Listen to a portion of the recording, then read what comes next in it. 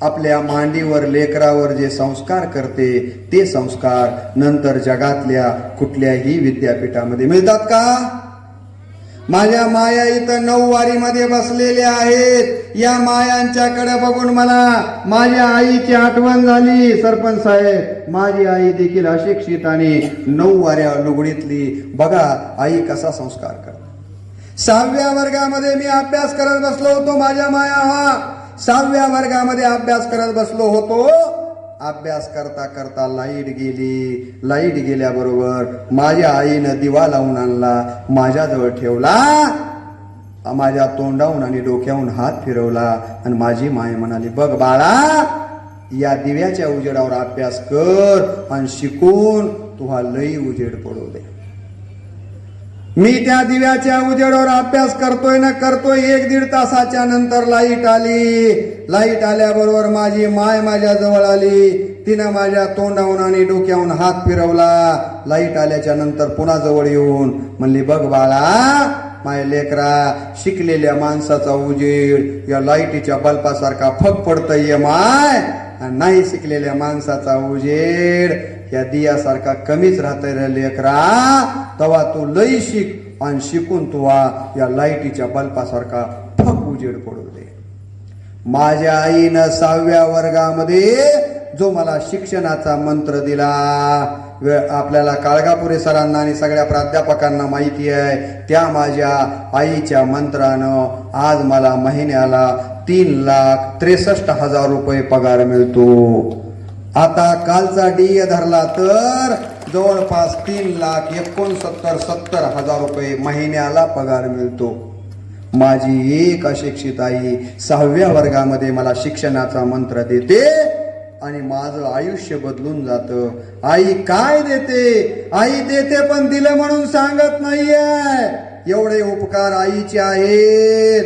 बसलेले बाप म्हणतील, मगापासून बघायला मायच लई म्हणायले. हे परवा असंच झालं भालके सर.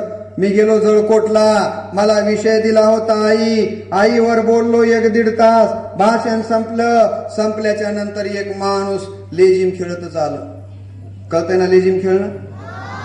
मग तुमच्या गावात खेळतात लेझिम? हा, ते बिचाराला ती लेझिम माहित आहे. लेझिम खेळतच आलं. मला बदने सर कुठं आहेत? मला वाटलं आपलं भाषणच आवडलं काही ते. म्हणलं मामा काका मी इथं आहो. म्हणलं मामा कसं वाटलं भाषण? कोणाचं भाषण? मामा एवढं राग कराय काय झालं? काय झालं म्हणजे? मगापासून 1.5 तासापासून ऐकायला म्हणला, माय चांगली म्हणाला. म्हणला बापाचं काहीच काम नाही का? मामा एवढं राग करायचं म्हणजे? महापौर्ग म्हणला आधी माईलाच पोचतंय, मला विचारित नाही. ते तुमच्या पुढे भाषण ऐकायला होतं आणि तुम्ही 1 तासापासून मायलाही चांगली म्हणाला. म्हणला आता तर ते मला घराच्या जवळच येऊ देत नाही. तेव्हापासून ठरवलं आपण बापावरही बोललं पाहिजे. आमचे विठ्ठल वाघ बापाचं आणि माईचं वर्णन करताना म्हणतात, बिरादार सर काय म्हणतात? माय घरात राबते म्हणून दारात फुलत तुळसाही. माय घरात राबते म्हणून दारात फुलत तुळस आहे. बाप पायात झाला म्हणून झळकत माझा कळस आहे. बाप पायात झाला म्हणून झळकत माझा कळस आहे. आज मला काळगापुरे सरांनी आणि श्री हौगी स्वामी महाविद्यालयानं आई हा विषय दिल्यामुळे केवळ आईवरच बोलतोय. पुढे कधी म्हटलात तर बापाचं महत्व देखील आपल्याला या ठिकाणी सांगता येईल. एका कवीनं आई वडिलांचं महत्व विशद करताना म्हटलं, ऐका दोस्तानो, ऐका दोस्तानो, माय बापाची कहाणी. बाप नारळी खोबर, माय नारळाचं पाणी, माय नारळाचं पाणी. एकदा माय बापा मधी पैज अशी हो लागली. सांग कुणावानी पोर आहे, कुणाची सावली. तवा हसून माय म्हणे, थोडं दोघावानी. माय नारळाचं पाणी, माय नारळाचं पाणी बापाचं देखील आपल्या आयुष्यामध्ये नक्कीच महत्व आहे. मला या निमित्तानं माझ्या कोरडवाहू शेतकरी बापाची आठवण होते. मला या शेतकरी बापाची आठवण होते. बाप काय संस्कार करतात काळगापुरे सर. मुद्दाम खेड्यामध्ये भाषण देतोय म्हणून सांगतो. अत्यंत कोरडवाहू शेतकऱ्याचा मी मुलगा आहे. आम्ही तिघ भाऊ. माझे वडील वारकरी संप्रदायातले चांगले गायक. कोरडवाहू शेती. माझे वडील आमच्या लातूर जिल्ह्यामधलेच आहात तुम्ही. मी अहमदपूर तालुक्यामधला आहे. पेरणीला वडील ती पण हाकायचे आणि मोगे म्हणतात. तुमच्याकडे मोगच म्हणतात का? आता काय म्हणतात तुम्हाला माहिती आहे? ते मागे पेरायचं असतं ते. मग इकडे सरते म्हणतात. वडील ती पण हाकायचे. आम्ही तिघ भाऊ त्या सरत्यावरती पेरायला असायचो. 2-3 वर्ष बघितलं. आमचा शेजारी 5 काकऱ्या सारून आमच्याकडे पेरत होता. मी वडिलांना अण्णा म्हणतो. अण्णा मात्र काहीच म्हणत नव्हते. 3 वर्षाच्या नंतर एकदा मी अण्णाला म्हणालो, अण्णा आपला शेजारी म्हणलं दंडमानं 3 वर्ष झालं मी बघतोय 5 काकऱ्या आपल्याकडे सारून पेरतोय आणि तुम्ही मात्र त्यांना काहीच म्हणत नाही. अण्णा असं का? त्यावेळेला माझ्या वडिलांनी हाकता हाकता ती पण उभी केली. वळून आम्हा तिघांच्याकडे माझ्याकडे बघितलं आणि म्हणाले, बाळा अरे 3 वर्षच नाही बाळा, मागच्या 10 वर्षापासून आपला शेजारी काय करतो? दंडमानं पेरतोय बाळा. म्हणलं अण्णा मग तुम्ही काहीच कसं म्हणत नाहीत? माझे वडील म्हणाले, कसं म्हणू बाळा? त्या शेजाऱ्याच्या मनगटात बळ आहे, त्याच्याकडे माणसाचं बळ आहे, त्याच्याकडे आसुरी वृत्ती राक्षसी वृत्ती आहे. त्याला जर मी दंडमानं का पेरलाच म्हणला तर आमचे भांडणं होतील. भांडणं पोलीस स्टेशनला जातील, कोर्ट कचेऱ्या घराला येतील, पोलिस घरला येतील बाला. आणि तुम्ही तिघ लेकर शिक्षणासाठी आहेत. तुमचं शिक्षणावर कसं मन लागल बाळानं? बघूया म्हणाले. शेजाऱ्यानं दंडवानं 5 काकऱ्या आपल्याकडे पेरल्यात आणि मी तुमच्या शिक्षणाच्या रूपानं 3 काकऱ्या पेरल्यात. भविष्यामध्ये कुणाचं पीक जोमानं येतं ते. आज मारुती मंदिराच्या समोर मारुतीची शपथ घेऊन सांगतो, ज्या माणसानं दंडवानं 5 काकऱ्या आमच्याकडे सारून पेरल्या होत्या तो माणूस 2च वर्षानंतर पुढे काय झालं? हार्ट अटॅक आला, माणूस गेला. आज त्याचे लेकर मी गावाकडे गेल्यानंतर भावकीचे आहेत. गेल्यानंतर म्हणतात, अण्णा 10 रुपयाला काय 10 रुपये असले तर दे.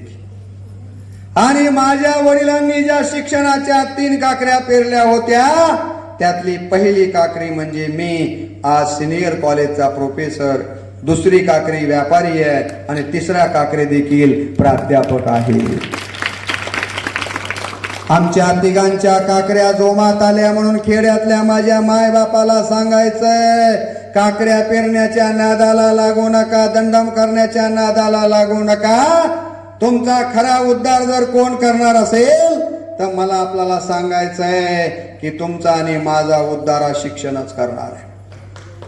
माझे संस्थाचालक कर्मवीर किशनरावजी राठोड साहेब होते. 5वी 6वी शिकलेला माणूस. ज्या माणसानं वसंतनगर सारख्या तांड्यावर आश्रमशाळा काढली आणि त्या आश्रमशाळेमध्ये आपल्याच जळकोट तालुक्यातली मरसांगी, पूर्वी उदगीर तालुक्यातली तिथले हरिदास राठोड साहेब म्हणायचे, आज आमचे प्राचार्य तिथं आश्रमशाळेत शिकायला आले आणि आज ते सिनियर कॉलेजचे प्राचार्य झाले. कशामुळं? केवळ शिकल्यामुळं. मला विनंती करायची आहे माझ्या मायांना, इथं या विद्यापीठाचा उद्देश तेवढाच आहे. आमच्या काळगापुरे सरांनी माझ्या मागे लागून जी काही वेळ इथं घेतलेली आहे त्यांचा उद्देश एवढाच आहे की तुम्ही शिक्षणावर प्रेम केलं पाहिजे. मुलगी आहे म्हणून तिला घरी बसवू नका. मुलांना कुठंतरी पोलीस भरती कोणते की आजकाल अकॅडमी निघालेले आहेत त्या अकॅडमीला वगैरे आत्ताच पाठवू नका. जोपर्यंत BA BSc BCom होणार नाहीयेत चांगल्या पद्धतीनं तोपर्यंत तुमच्या लेकराचं भविष्य चांगलं नाहीये. म्हणून शिकवा, मुलींना शिकवा, मुलांना शिकवा. हाही संदेश तुम्हाला मला द्यायचा आहे. आईलाच पहिला देव का मानलं? आई लेकरावर संस्कार करते. आपल्याला माहित आहे, माझ्या मायांना माहित असेल, लहानपणी आम्हाला झोप येत नव्हती तेव्हा आमची माय आम्हाला मांडीवर घेऊन काय म्हणायची? हो, निंबोनीच्या झाडा मागे चंद्र झोपला ग बाई, आज माझ्या पारसाला झोप का ग येत नाही, निंबोनीच्या झाडा मागे गाई झोपल्या गोट्यात, घरट्यात चिवताई परसात वेलीवरी झोपल्या ग जाई जुई, मीठ पापण्या डोळ्यांच्या ओ मीठ पापण्या डोळ्यांच्या गाते तुला मी अंगाई, आज माझ्या पारसाला झोप का ग येत नाही, निंबोनीच्या झाडा मागे. ऐकत ऐकत कधी झोप लागायची कळायचीच नाही. किती सुंदर गाणे होते हो. तुम्हाला माहिती आहे की आताही तुमच्याकडे काकडा होत असेल, सकाळी सकाळी पहाटे काकडा किती छान असतो, किती छान असतो तुम्हाला माहिती आहे ना. आपल्याकडे वारकरी संप्रदायातली माणसं इथं बसलीत का? वारकरी संप्रदायामध्ये मदालसा नावाची आई झाली. त्या मदालसा नावाच्या आईनं लेकराला पाळण्यात टाकलंय, पाळण्याची दोरी हातामध्ये घेतलेली आहे आणि मदालसा नावाची आई लेकराला काय पाळणा म्हणतोय, काय म्हणते पाळणा? हा देह नाशिवंत, पुढे कोणतरी म्हणलं बघा,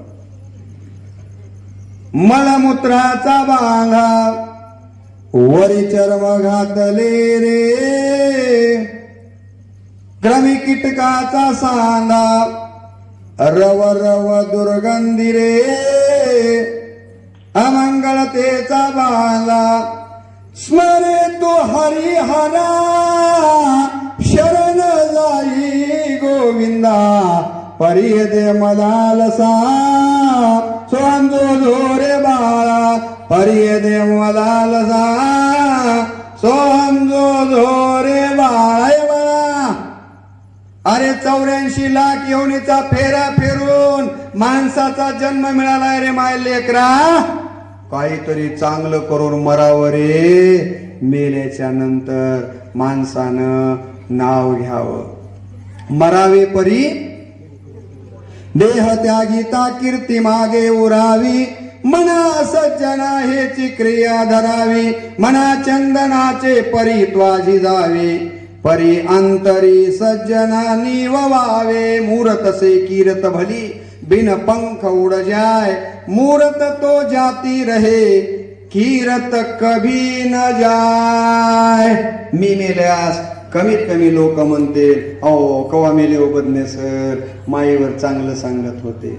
नाही तर काय सांगावं काळगापुरे सर, माझ्या गावाच्या शेजारी एक माणूस होतं, दररोज दारू पिऊन यावं आणि गावात म्हणावं या म्हणावं एका एकाच्या. आता पुढचं कशाला सांगू, कसल्या बी शिव्या द्याव्या. मी आईला म्हटलं, अगं आई हे माणूस दारू पिऊन येतोय म्हणलं आणि गावात कसल्या बी शिव्या देतय. तुमच्या गावात कोणी पितय का बरोबर? पितात? खरं बोलाले पितात. हळूच खाली मान घालून मारले पितात. अगं आई म्हणलं हे पिऊन सगळे रस्त्यानं शिव्या देते, कोणीच कसं काही म्हणत नाही. माझी आई म्हणाली, बाळा अरे तुम्हाला खेड्यातला शब्द माहित आहे, तेवढा खालचा शब्द वापरत नाही, थोडा वरचा शब्द वापरतो. सेनावर दगड अरे अंगावर शितुडा, बुरेसे त्याच्या नादाला कोण लागल म्हणले माय. पण कवा तर कवा ना कवा त्याची बी त्या शिशुपाळासारखी पायली भरलच की लेकरा.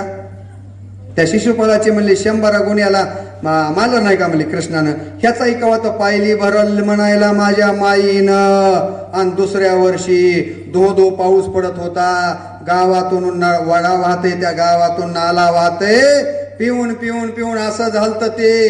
त्याचे पिदाडे 2-4 मित्र होते. जो जो पाऊस पडतोय गावातनं वडा वाहतोय आणि हे पिदाडे दारू पिऊन एकमेकांमध्ये झटापट चालली आणि झटापटीमध्ये त्या शिव्या देणाऱ्याला त्याचीच पैकी एकानं उचललं आणि त्या वड्यामध्ये टाकून दिलं. त्या पुरात गेलं वाहून खाली खाली तळ्यामध्ये.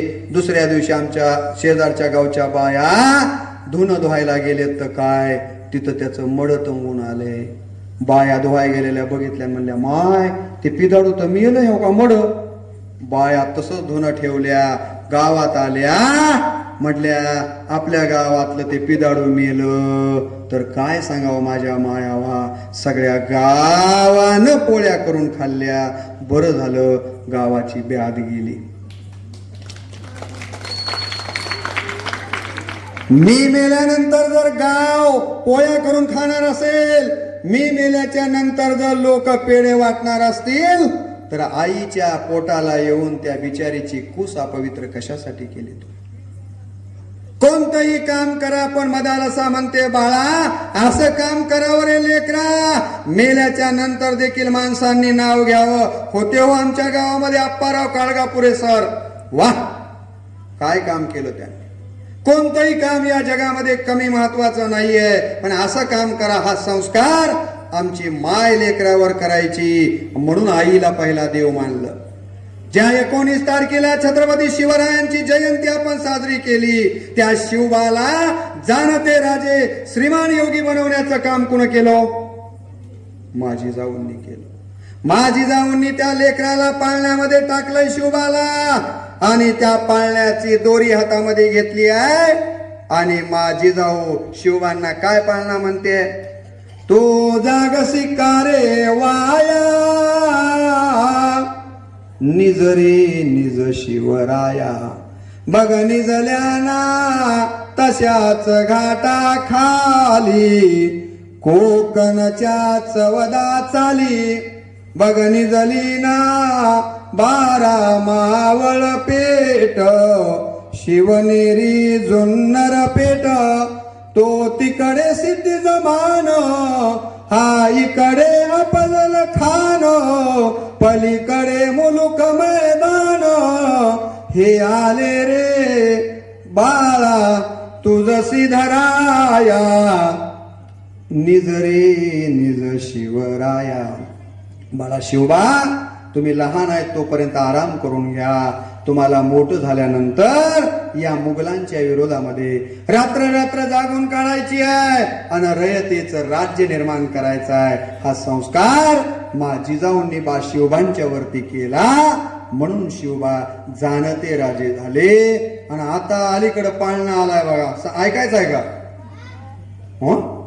मम्मीचा पाळणा, मम्मीचा पहिल्या दिवशी फिल्मी दरबारी आला वंशाला बाळक तरी, अमिताभ बच्चन पहिल्या अवतारी, जो बाळा जो रे जो.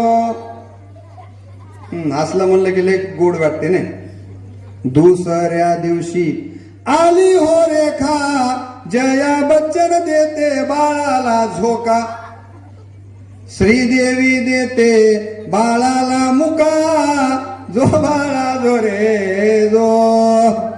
पण लक्षात घ्या, संस्कार करणारी या देशामध्ये आईच होती. तुम्हाला सगळ्यांना माहिती आहे, तुम्हाला सगळ्यांना माहिती आहे, या महाराष्ट्रावर संस्कार करणारे साने गुरुजी, त्यांना श्याम म्हटलं जायचं. त्यांचं नाव पांडुरंग होता. हे पांडुरंग घरामध्ये 18 विश्व दारिद्र्य आहे, खेड्यामध्ये काही आंघोळीला बाथरूम नसते. नाणीमध्ये हे श्याम नावाचं लेकरू आंघोळीला गेलंय.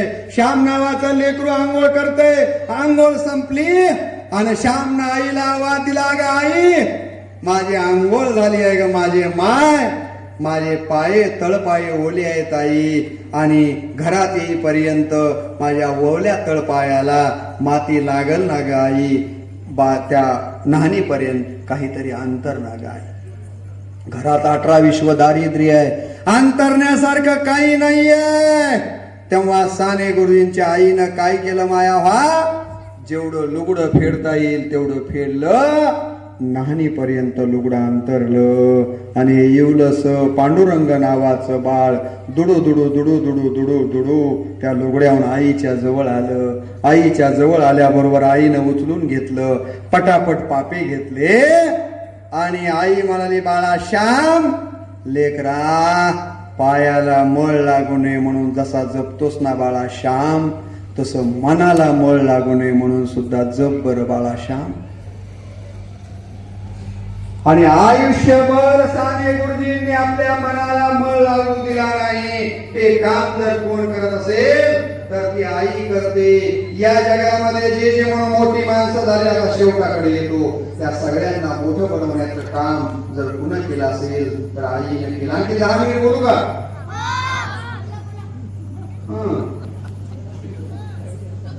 एवढा गर्दा करणारे पोरं पण आता बोला बोला म्हणाले. हे सर कसं चाललंय काळगापुरे सर? 2 जण चालले होते रस्त्यानं, एकमेकाला काहीच परिचय नव्हता. एकाला दुसऱ्याला विचारलं म्हणजे आपला परिचय, ते मला डॉक्टर आहोत मला द्या की इंजेक्शन. ऐका डॉक्टर मला इंजेक्शन घ्यायला काय हरकत आहे? तसं तुम्ही म्हणाला चालू द्या. शेवटाकडे येतो. आता तुम्हाला मला एवढंच सांगायचंय की आईला पहिला देव का म्हणलं इथपर्यंत आपण आलो होतो. मला एक उदाहरण सांगायचंय गोरे सर, मला एक उदाहरण सांगायचंय. आईवर प्रेम करणारे या देशामध्ये किती लोक होऊन गेले.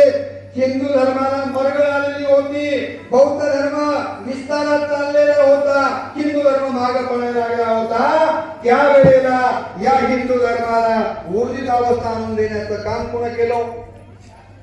आद्य शंकराचार्यांनी केलं. आद्य शंकराचार्य कुठले आहेत? केरळ मधले ब्राह्मण समाजामध्ये जन्माला आलेले शंकराचार्य. त्यांच्यावरचा एक व्हिडिओ टाकलाय मी रामकृष्ण बदने या माझ्या युट्यूब चॅनलवर. माझ्या चॅनलवर आईवरचे बापावरचे प्रवचन कीर्तन 700 व्हिडिओ आहेत. आज जरी तुम्हाला जास्त ऐकता नाही आलं तरी त्याच्यावर ऐका. शंकराचार्यांच्यावरती मी व्हिडिओ टाकलाय, त्यांच्या जीवनचरित्रातला. आईचा एक प्रसंग मुद्दाम तुम्हाला सांगतोय.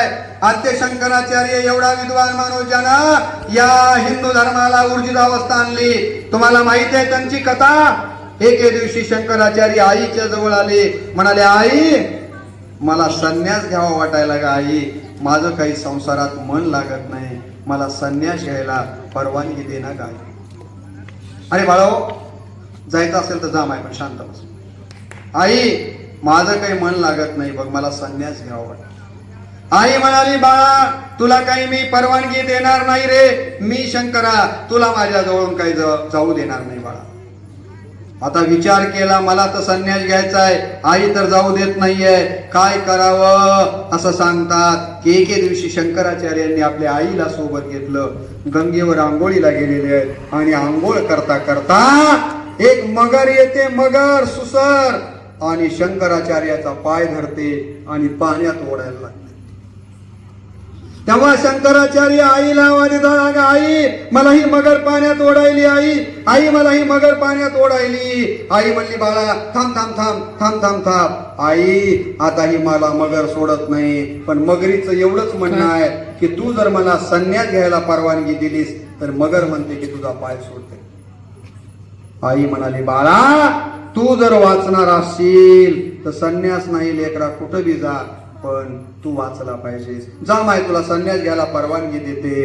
ही दिव्य पुरुष माणसं होती. असं म्हणल्याबरोबर मगरीनं पाय सोडला. शंकराचार्य बाहेर आले, म्हणाले आई आता तुझ्या तोंडातनं शब्द गेलाय आणि आता हे खरा झाला पाहिजे, आता मी संन्यास घ्यायला जातो. त्यावेळेला आईनं एकच वचन मागितलं शंकराचार्यांना. आई म्हणाली बाळा अरे संन्यास घेऊन जगाच्या पाठीवर भारताच्या कुठल्याही प्रदेशामध्ये राहा, पण मी मेल्याच्या नंतर माझा अंत्यसंस्कार मात्र तुझ्या हातानंच होऊ दे. शंकराचार्य म्हणाले आई मी कुठे जरी असलो तरी शेवटाला तुझ्या अंत्यविधीला मी येईन. असं म्हणतात की आई आजारी पडली, शंकराचार्य फार दूर होते, आले तोपर्यंत आई वारली. आता आईचा अंत्यविधी करायचा आहे. तिथले सगळे केरळीय ब्राह्मण जमा झाले होते अंत्यविधीसाठी आणि शंकराचार्यांना आता आईचा अंत्यविधी करायचा होता. तेव्हा त्या केरळ मधल्या सगळ्या ब्राह्मणांनी सांगितलं शंकराचार्यांना की तुम्हाला तुमच्या आईचा अंत्यविधी करता येणार नाहीये, कारण तुम्ही संन्यास आश्रम स्वीकारलेला आहे. संन्यास आश्रम स्वीकारलेल्या माणसाला गुन्हाग्रस्त आश्रमातली क्रिया करता येत नाहीये. आम्ही तुमचा आईचा अंत्यविधी करू देणार नाहीये, आणि तसं जर करत असाल तर आम्ही या अंत्यविधीला थांबणार नाहीत, आम्ही इथं बहिष्कार करतो. काय म्हणावं शंकराचार्यांनी? शंकराचार्य म्हणाले माझ्या आईला दिलेला मी शब्द आहे, मी जर माझ्या आईचा अंत्यसंस्कार करणार नाही तर मला मोठं पाप लागेल. मी अंत्यसंस्कार करणार आहे, तुमचं शास्त्र जर याला विरोध करत असेल तर असलं शास्त्र सुद्धा मला मान्य नाही आणि तुम्हाला काय बहिष्कार टाकायचं ते टाका. मी माझ्या आईचा अंत्यसंस्कार केल्याशिवाय राहणार नाहीये. तेव्हा तिथली सगळी ब्राह्मण समाज त्यांच्यावर बहिष्कार टाकून निघून गेले. परंतु शंकराचार्यांनी एकट्यानं आपल्या आईचा अंत्यसंस्कार केला. किती आईवर प्रेम आहे. तुम्हाला मी इतके उदाहरण सांगेन पण आता आपल्याकडे वेळ कमी आहे. आई काय करते, मला माझ्या आईचं उदाहरण आठवतं. मला माझ्या आईचं उदाहरण आठवतं. माझ्या मायावा, माझं गाव अहमदपूर पासून 19 किलोमीटर पश्चिमेला देवगरा नावाचं गाव आहे. मला 12वीला चांगले मार्क पडले म्हणून गव्हर्नमेंटच्या हॉस्टेलला माझा नंबर लागला. तिथं मी राहत असायचा. गरिबी असल्यामुळं महिन्याला कधीतरी गावाकडे जायचा. असाच एकदा महिन्याच्या नंतर गावाकडं शेवटच्या गाडीनं गेलो. 7 वाजता असा दरवाजात जाऊन उभा टाकलोय. पोलीस पाटील बाई त्यावेळेला बघितलं मी दरवाजात उभा टाकून तर दुरडीमध्ये 1.5 भाकर होती. सगळे घरातले जेवण झालेले होते. माझ्या आईनं ती 1.5 भाकर मोडून ताटामध्ये घेतली होती आणि त्या ताटातला पहिला घास तोंडात घालणार नव्हे इथपर्यंत आणला होता. तेवढ्यामध्ये माझ्या आईने मला बघितलं. एकदम घास त्या ताटात टाकला. ताट बाजूला सारलं. कडाकड बोट मोडली. म्हणाली, बाळा बरं झालं माय आलास. काय सांगाव रे लेकरा, काल सण होता माय लेकरा. पोळ्यासारख्या पोळ्या गिळल्या नाही ते माय. तुझी लई आठवण येऊ लागली. रात्री स्वप्नात सुद्धा आलतास माय. बरं झालं माय लेकरा आलास.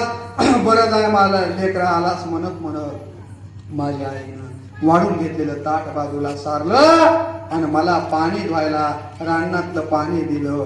माझे माय बाप मी पायी धुतोय ना धुतोय तेवढ्यामधलं गोदर अंतरलं घरातलं आणि आपल्याला जेवाय वाढून घेतलेलं ताट त्या गोदडाच्या समोर ठेवलं. माझी माय म्हणाली, बाळा जेवायला. म्हणालो, अगं आई घरातले तर सगळे जेवण झालेत माझे माय. दिवसभर काबार कष्ट करून आली आहेस माझे माय आणि आज तू एकही घास खाला नाहीस माझे माय. तू जेवणा गाई, तू जेवणा गाई, तू जेवणा गाई. तेव्हा माझी आई म्हणाली, खरं सांगू का बाळा लेकरा, माझं पोट भरलंय. म्हणालो, अगं आई एकही घास खाल्ला नाहीस माझे माय, एकही घास खाल्ला नाहीस माझे माय. तुझं कस काय पोट भरला आई, तुझं कस काय पोट भरला आई. त्यावेळेला माझी माय म्हणाली, खरं सांगू लेकरा, तुला बघितलं माझं पोट भरलं. तुला बघितलं माझं पोट भरलं. लेकराला बघितल्याबरोबर पोट भरणार या जगात जर कोण असेल तर फक्त आई आहे. हो फक्त आई आहे. ज्यांची ज्यांची आई गेली आहे त्यांनी डोळे बंद करावे आणि बघावं. काळगापुरी सरांची आई गेली, त्यांना विचारा आता उदगीरून आल्याच्या नंतर जेवलास का नाही रे, तुझा चेहरा लहान झाला आप्पा, कुठं गेलतास माय, थोडं खाय ना लेकरा. म्हणायला कोणी आहे का? दिवसभर घराच्या बाहेर जा, संध्याकाळी घरी या. घरी आल्याबरोबर बायको विचारते किती कमावले. लेकरं विचारतात खायला काय आणले. फक्त माय विचारते, बाळा दिवसभरात काही खाल्लास की नाहीये माय, तुझा लई चेहरा बारीक झाला रे लेकरा, काहीतरी खातोस का. माझी आई माझ्याकडे आहे. माझी आई किती जरी मी माझं पोट भरलं असलं तरी म्हणते एवढं खायणारा लेकरा, एवढं खायणारा लेकरा. आणि म्हणून या जगामध्ये एकदा आई गेली की कोणी मिळत नाही. म्हणून आमचे मराठीतले कवी म्हणतात, सारे मिळे परंतु आई पुन्हा न भेटे. माझ्या मायावा, ए मायावा जरा शांत बसाय. ए मायावा शांत बसाय. मा कितवर आवाज यायला, थोडं शांत बस. असं कसं ऐकायला तुमचाच आवाज इथवर यायला. सारे मिळे परंतु आई पुन्हा न भेटे, तेने चिताच चिती माझ्या अखंड पेटे. आई कोणा म्हणो मी अप्पारावजी आता आई कोणाला म्हणायचं? आई कोणा म्हणो मी, आई घरी न दारी, स्वामी तिन्ही जगाचा, आई विना भिकारी. आई, अगं मला सगळं मिळतंय का आई, पण तुझं प्रेम मिळत नाही आहे. विद्या धन प्रतिष्ठा लाभे आता मलाई, आई विना परी मी हा पोर काच राई, आई विना परी मी हा पोर काच राई. आता खूप कविता मला पाठ आहे, पण आता वेळेचं बंधन आणि आमच्या त्या माया काही ऐकत नाही, तिकडे लक्ष द्यायचं नाही. आपण सांगू तुम्हाला काय अवस्था आहे आज. ज्या माईनं हाडाची काढ करावीत, रक्ताचं पाणी करावं, एक आई बाळांत होत असताना शरीरातले 108 हाडं मोडल्याच्या नंतर जेवढ्या वेदना होतात तेवढ्या वेदना सहन करून माय लेकराला जन्म देते. हो, त्या माईचं किती प्रेम आहे लेकरावर. तुकाराम महाराज सांगतात, लेकुराचे हित वाहे माऊलीचे चित्त, ऐशी कळवळ्याची आती, करी लाभाविन प्रीती. या जगामध्ये मला जर कुणा विचारलं या जगामध्ये सगळ्यात भाग्यवान कोण, तर मी म्हणेन ज्याचे आई वडील जिवंत आहेत, ज्याचे आजी जिवंत आहेत, तोच या जगात सगळ्यात भाग्यवान आहे.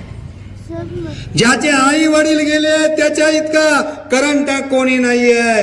मला जर कोणी विचारलं या जगामध्ये आई वडिलांवर जीवापार प्रेम करणारा कोण आहे हो, या जगामध्ये आई वडिलांवर एमेकर सर जीवापार प्रेम करणारा कोण आहे. मला जर कोणी विचारलं तर मी सांगतो, आपल्या पोटाला आलेली आपली मुलगी आहे. मला 2 मुली आहेत. मी भाषणाच्या निमित्तानं फिरतो. एक मुलगी उदगीरला राहते, एक मुलगी लातूरला राहते. माझ्या बायलेकीचे दररोज 3-4 वेळेस फोन येतात, पिताजी कुठं? म्हणलं माय मी आज शिरोळला आलोय ग, उदगीरच्या जवळ भाषणाला. पप्पा पिताजी जास्त फिरत जाऊ नका हो, ॲक्सिडेंट व्हायलेत. तुमचा आत्ताच मुलगी म्हणाली तुमचा आवाज बसलाय का, जरा तब्येतीची काळजी घ्या. आणि पोरग फक्त मनी ऑर्डरच्या, माझं म्हणून नाही बरं, नाही तर ते आलं युट्यूबमध्ये पुन्हा माझ्या अंगावर यायचं. लेकराची काय बघा, बाई लेकीचं मोहनराव सर किती प्रेम असतो. चात्यावर दळताना सुद्धा म्हणायचे, लेकीचा जन्म देव देवोनी चुकला,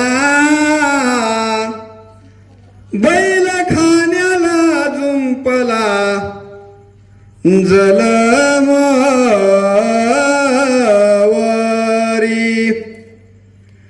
लेकीचा जन्म जसा गाजराचा वापा, येड्या तू माय बापा, पाणी देऊन काय न पा. लेकीचा जन्म कोण्या घातला येड्या देवा,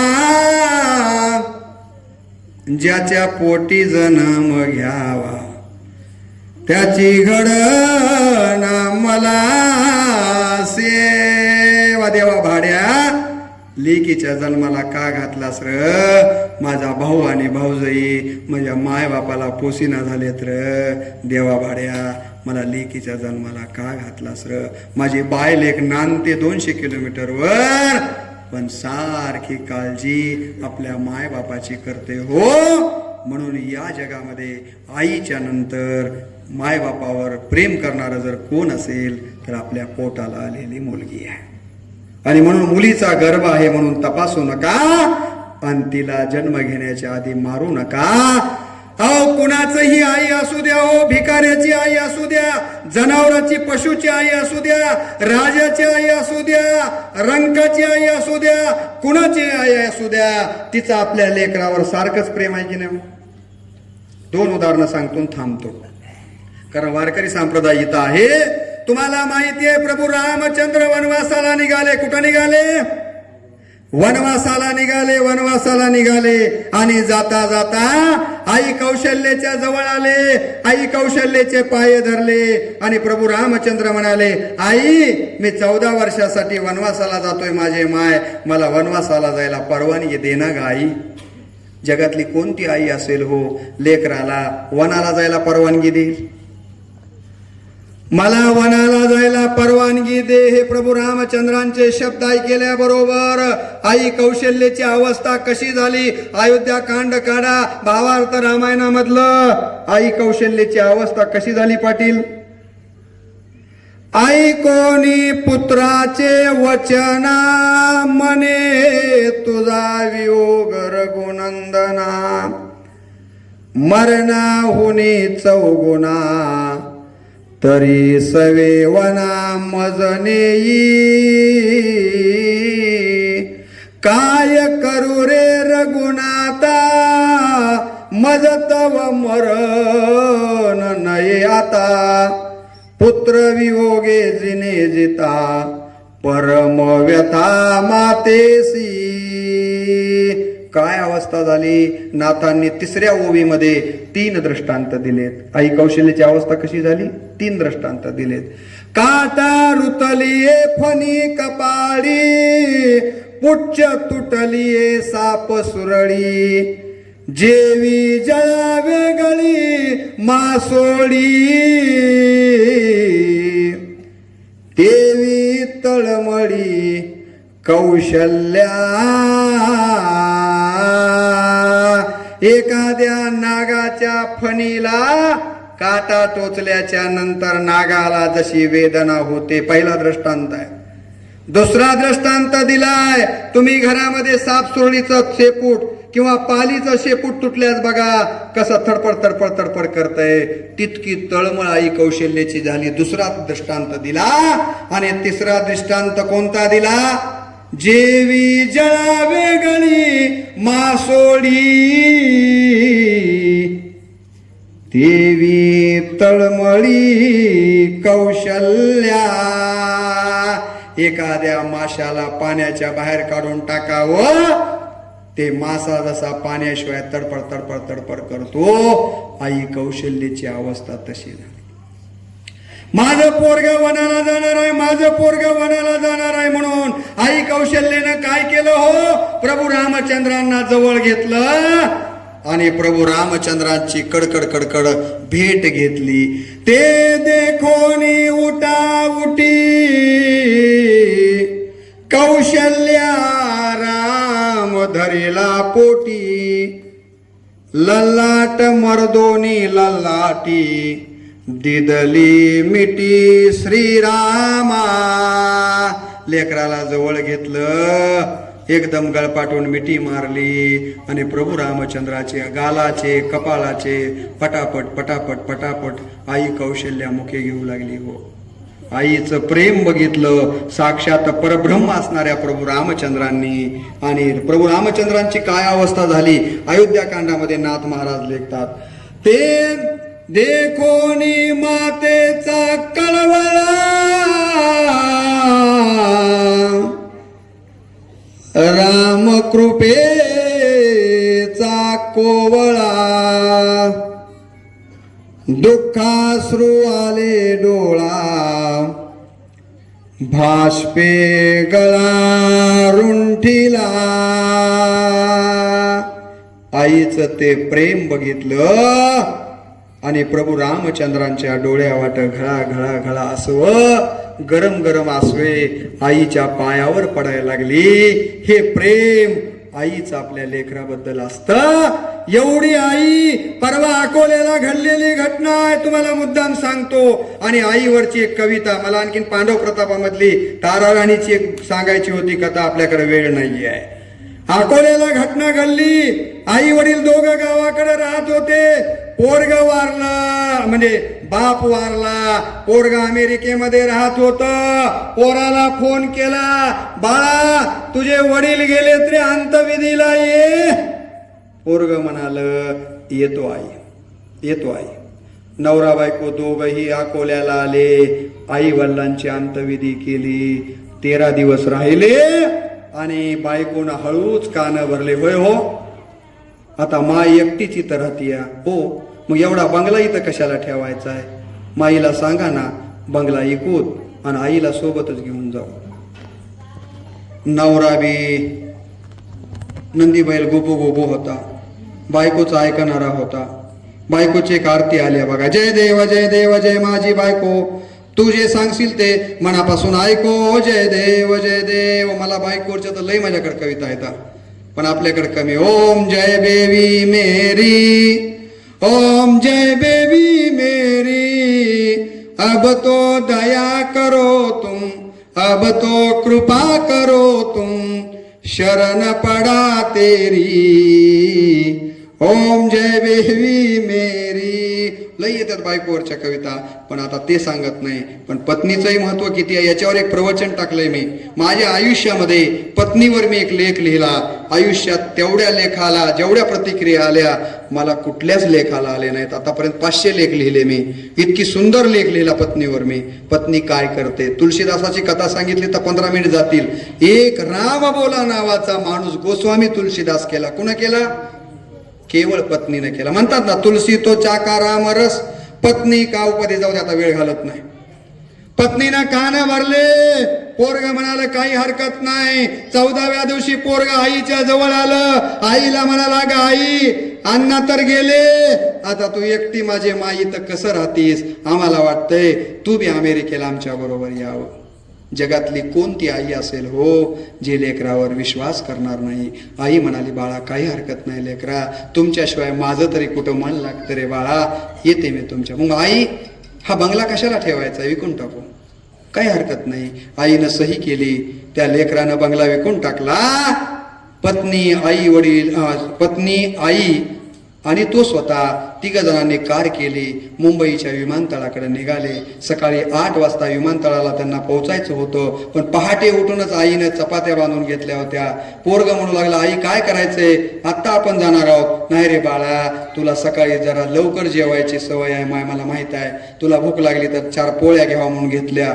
आईनं पोळ्या घेतल्या. 2-3 जण कारमध्ये सकाळी 8 वाजता कुठं पोहोचले, मुंबईच्या विमानतळावर.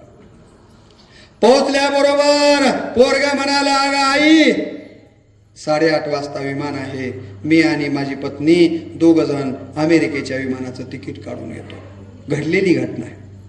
आई म्हणाली लवकर या रे, लवकर या. बघा पोरगा आणि सून दोघही अमेरिकेच्या विमानाचं तिकीट काढायला गेले. माझे माय बाप हो 8:30 वाजले, 9:30 वाजले, 10:30, 11:30, 12:30 वाजले तरी सून बी परत नाही, पोरगही परत नाही. आईच्या सारख्या डोळ्याला धारा लागल्यात. माझ्या लेकराला किती भूक लागली असेल, माझ्या लेकराला किती त्रास होत असेल. माझं बाळ एवढं उपाशी पाया राहिल्याला मी बघितलं नाही. माय कवा येईल माझं बाळ, किती वाजले, किती वेळ झाला म्हणून सारखी लेकराची वाट बघायली. लेकरू बी परत नाही, सूनही परत नाहीये. बाजूला कोणीतरी त्या विमानतळावर एक पोलीस दिसला. माय पळत गेली. त्या पोलिसाला म्हणली साहेब मोह पोरग 8:30 वाजताच गेलंय हो, अमेरिकेच्या विमानाचं तिकीट काढाय, आणखीन परत आलं नाही, काय झालं की बघा माझ्या बाळाला. त्यावेळेला तो पोलीस म्हणाला अहो आई अमेरिकेचं विमान तर 8:30 वाजताच गेलं ना. माझं लेकरून सून, तुमचं लेकरू बी आणि सून बी गेलं. हे शब्द ऐकल्याबरोबर त्या आईच्या अंतःकरणाला काय वाटलं असेल थोडासा तुम्ही आणि मी विचार केला पाहिजे. हे शब्द ऐकल्याबरोबर 9 वारीतली ती आई कमळामध्ये 100ची नोट ठेवलेली होती. त्या माझ्या माईनं कमळातली 100ची नोट काढली. खेड्यातली बाई असं मोठं कुंकू लावलेली.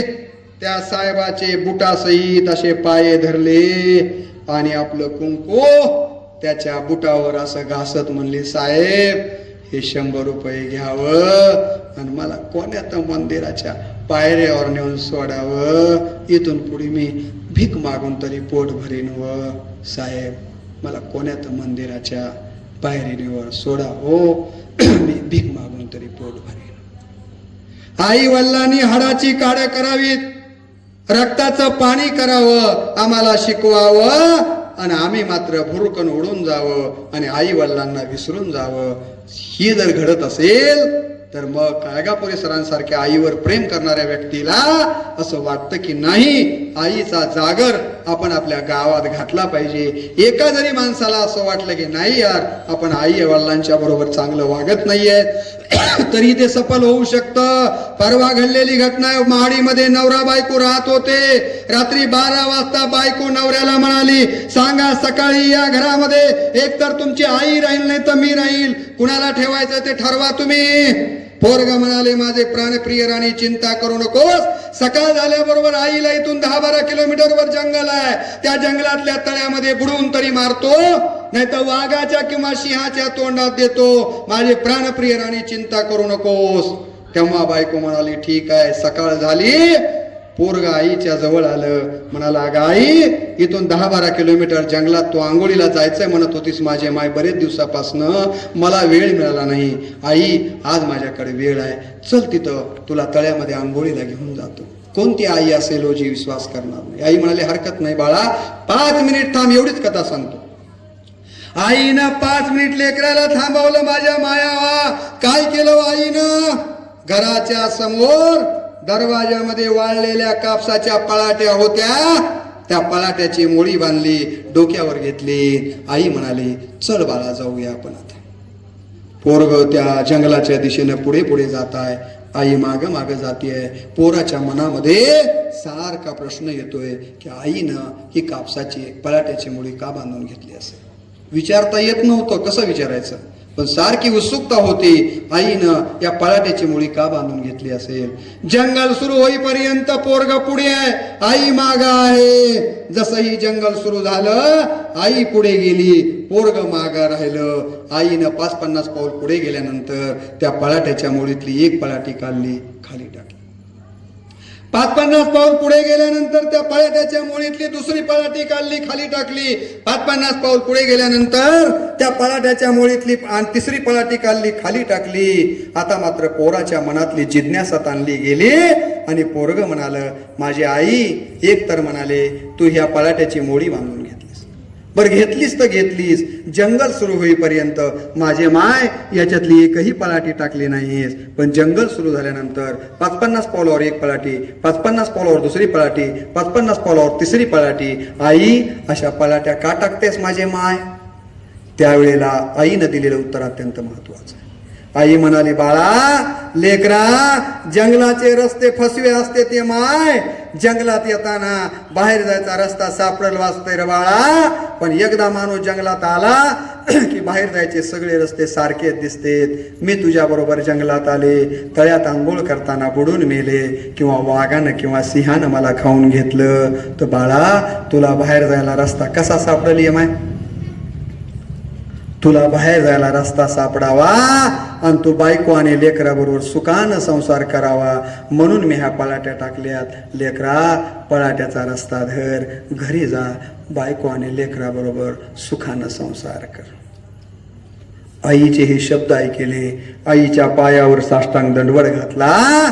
पोरग म्हणालं, माझे माय, तुला मी तळ्यात बुडवून मारायला, वाघाच्या सिंहाच्या तोंडात द्यायला घेऊन जात होतो माझे माय, आणि तू मात्र मरणाच्या नंतर देखील मला रस्ता मिळावा म्हणून पळाट्या टाकतेस माझे माय. किती श्रेष्ठ आहेस आई तू, किती श्रेष्ठ आहेस आई तू. म्हणत म्हणत लेकरू आईच्या पायावर डोकं ठेवून ढसाढसा रडत होतं. लक्षात घ्या आपण काय करतो आहोत ते. लेकरं शिकतात, बाहेर निघून जातात. एकटी म्हातारी घरी, नांदेडला घडलेली घटना आहे. आई आजारी पडली, शेजाऱ्याने दवाखान्यात नेऊन ऍडमिट केलं, पोराला कळवलं, पोरगा आलं, त्याचं काय ते बघितलं आणि म्हणलं आत्ता येतो जाऊन मी, आणि त्या माईला तिथंच सोडलं, निघून गेलं, परत आलंच नाही. किती घटना अशा आहेत. आणि म्हणून शेवटची एक कविता आज मराठी दिनाच्या निमित्तानं मराठीची व्यक्त करतो. खूप बोललोय मी, जवळपास 1.25 तासापेक्षाही जास्त. मला काळगापुरे सरांनी अत्यंत आग्रह करून या ठिकाणी निमंत्रित केलं. तुम्ही सगळ्यांनी एकही माणूस न उठता तुम्ही सगळ्यांनी ऐकून घेतलं, त्याबद्दल तुम्हा सगळ्यांच्या प्रति मनपूर्वक आभार व्यक्त करतो. इथं बसलेल्या जवान मुलांना मला विनंती करायची आहे की मुलांनो, अरे मुलीच्या कानातली डूल पाण्याची भूल करू नका रे बाळांनो. कधीतरी घरी जा रे लेकरं हो. तुमची माय काबाड कष्ट करून त्या तुटक्या बाजेवर झोपली आहे रे. काबाड कष्ट करून तिच्या पायाला भेगा पडल्यात बाळांनो. त्या भेगेकडे बघा आणि म्हणा, माया माय पुढे फिके, माया माय पुढे फिके, समदे देऊळ राऊळ, तिच्या पायाच्या चिऱ्यात माहे अजंता वेरूळ, तिच्या पायाच्या चिऱ्यात माहे अजंता वेरूळ. कधीतरी आपण आपल्या आई वडिलांसाठी जगायला शिकावं एवढीच अपेक्षा व्यक्त करतो. आणि एकटी आई गावाकडे राहते आहे, तिचं मन कुठंच लागत नाही, आणि पोरग मात्र शहरामध्ये बायकोला घेऊन राहते. त्या आईची मनाची व्यथा रमजान मुल्ला नावाचा कवी व्यक्त करतो. तेवढी कविता सांगून थांबतो. लेकुराच माझ कोण दुःख संगतीला, काळजाचे ओसरीत दोंडा ठेविला, काळजाचे ओसरीत दोंडा ठेविला, लोक माझा सोन माझी दूर देशाला, आसवाच्या आठवणी सांगू कुणाला, आसवाच्या आठवणी सांगू कुणाला, एकटीला घरात या जीव कोंडला, एकटीला घरात या जीव कोंडला, काळजाचे ओसरीत दोंडा देवीला, लोक म्हणे आईला ग सुखाचा राम, आठव तू आई तुझा कष्टाळला घाम, गादीचा गमऊपणा अंगी टोचला. लेकरं नाहीत मला गादी सुद्धा टोचायला लागली हो. गादीचा गमऊपणा अंगी टोचला, काळजाचे ओसरीत दोंडा ठेविला, बाळ माझ नौकरीच पैका गाठीला, बाळ माझ नौकरीच पैका गाठीला, उदळी राती बारमधी सून संगतीला. बायकोला बारमध्ये घेऊन जाते, तिच्यावर पैसे उधळीते, माईचा विचार नाही. उधळी राती बारमधी सून संगतीला, म्हातारीच्या काठीलाच कीड लागलिया, म्हातारीच्या काठीलाच कीड लागलिया,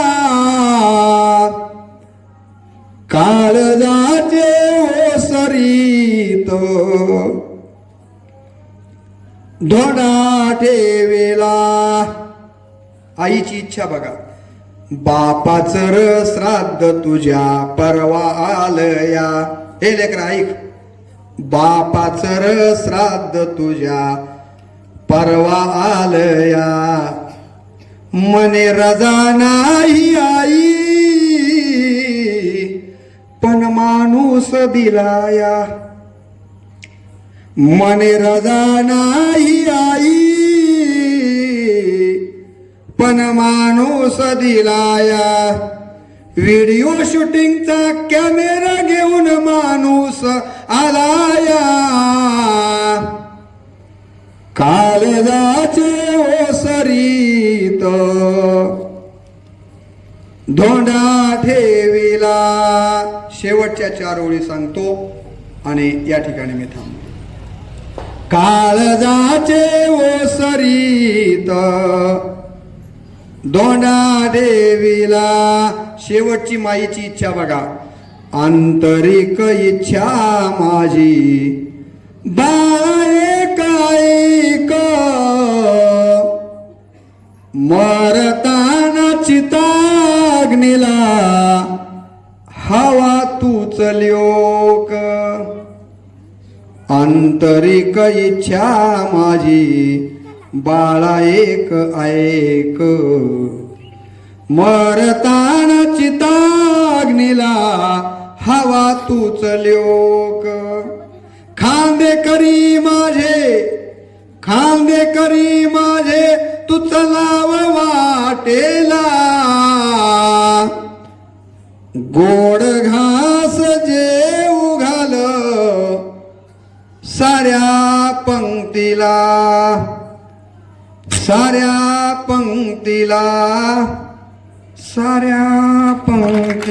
धन्यवाद. काळगापुरे सरांना हे माझा ग्रंथ भेट देतो आणि